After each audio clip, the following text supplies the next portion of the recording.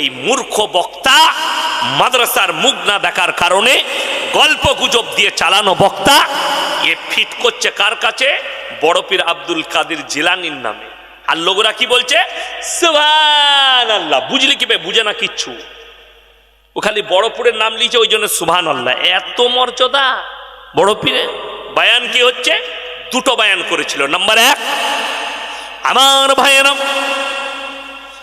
পৃথিবীতে যতগুলো দরিয়া আছে, সমুদ্র আছে, সব পানিগুলো যদি কালি করে দেওয়া হয়, আর যতগুলো গাছ আছে বাবাজি না, ওই গাছগুলো যদি কলম করে দেওয়া হয়, আর যদি বড় পীরের নাম লেখা হয়, তেনার প্রশংসা লিখতে শুরু করে, পৃথিবীর সমস্ত মানুষ, সব পানিগুলো শেষ হবে, কিন্তু কিয়ামত পর্যন্ত বড় পীরের প্রশংসা করে শেষ করতে পারবে না। যা বুঝে করবা।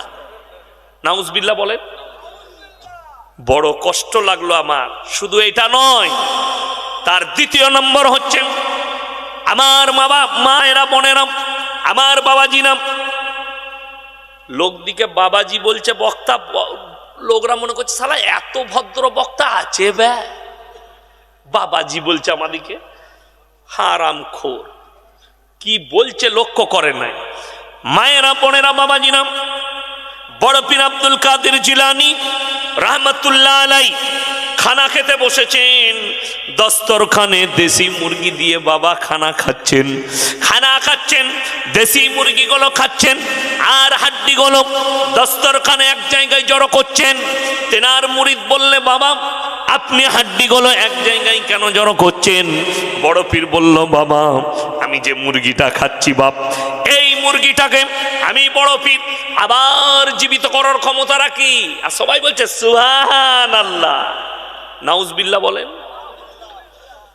যতগুলো এই মাদ্রাসায় শিক্ষক আছে শুধু নয়, নদিয়া ডিস্ট্রিক্টের যতগুলো আলেম আছে, আমি কিয়ামতের সকাল পর্যন্ত চ্যালেঞ্জ ছুড়ে গেলাম, একটা হাদিস যদি বার করতে পারে যে রাসূল আকরাম সাল্লাল্লাহু আলাইহি সাল্লাম দুম্বার মাংস খেয়েছেন, দুম্বাকে জীবিত করেছেন, রাসূল আকরাম সাল্লাল্লাহু আলাইহি ওয়াসাল্লাম ছাগলের মাংস খেয়েছেন, ছাগলকে জীবিত করেছেন, এরকম একটাও হাদিস নেই।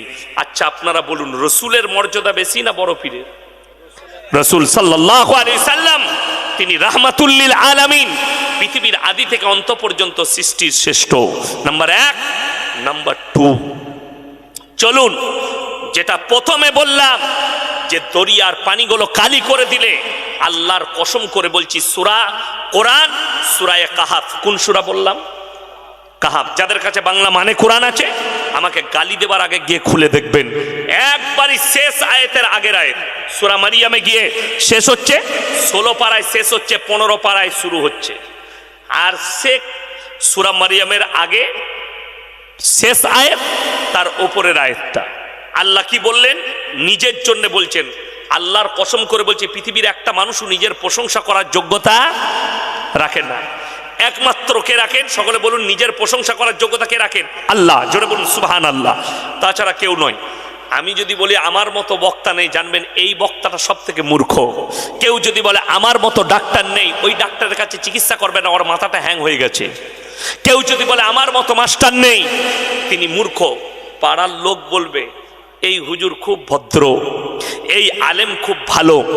10টা লোক বলবে এই ডাক্তার বাবু খুবই ভালো, এটা প্রশংসা করবে। আমার ভাই, কোরআন খুলুন।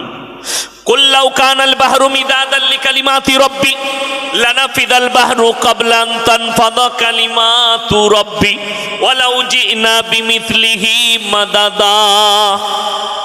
হে আমার নবী, পৃথিবীর মানুষকে বলে দাও, যতগুলো দরিয়া আছে সমস্ত পানিগুলো যদি কালি করে দেওয়া হয়, আর পৃথিবীর মানুষ কিয়ামতের সকাল পর্যন্ত আমার যদি প্রশংসা লিখতে শুরু করে, সব কালি শেষ হবে, আবার আমি আল্লাহ অতটাই আবার দরিয়া দেবো, অতটাই কালি দেবো, সেগুলো শেষ হবে, কিন্তু আমার আল্লাহর প্রশংসা লিখে শেষ করার ক্ষমতা পৃথিবীর মানুষের নেই। জোরে বলুন সুবহানাল্লাহ।